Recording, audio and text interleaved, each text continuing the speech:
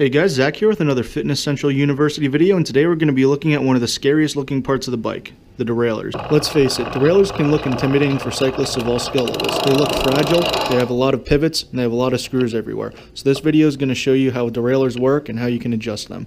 The purpose of the derailleur is to guide the chain from gear to gear when you shift. Same thing with the front derailleur. And as long as the shifting system is tuned properly, the derailleur should only change gears when you do that with the shifter. So the way a mechanical shift system works is every time you shift up or down with a shifter, it pulls on a cable or releases the cable, and that cable pulls or releases a derailleur, whether it's the front or rear.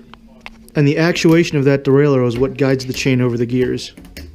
So now we're going to go over the different parts of the rear derailleur here. At the top, you have the derailleur hanger, which is where the derailleur attaches to the frame itself. This screw here is the B limit, which adjusts how far the top pulley is away from the cogs on the cassette. This is where the cable enters the derailleur, and you can follow that all the way down. Here's the derailleur cable fixing bolt. You have a top pulley, which is the one where the chain goes right into the cassette, and a bottom pulley. As you can see here, the arm is spring tension, and that keeps tension on the chain so it doesn't always slap around and then you drop the chain.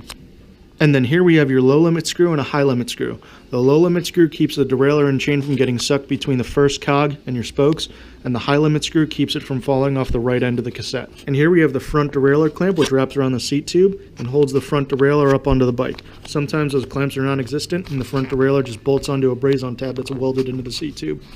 We also see where the cable comes into the front derailleur. This one's a top pull, but sometimes they can be bottom pulls. The top pull, the cable comes in from the top and bolts into the top of the derailleur. And then the bottom pull ones come in from the bottom and it bolts into the derailleur.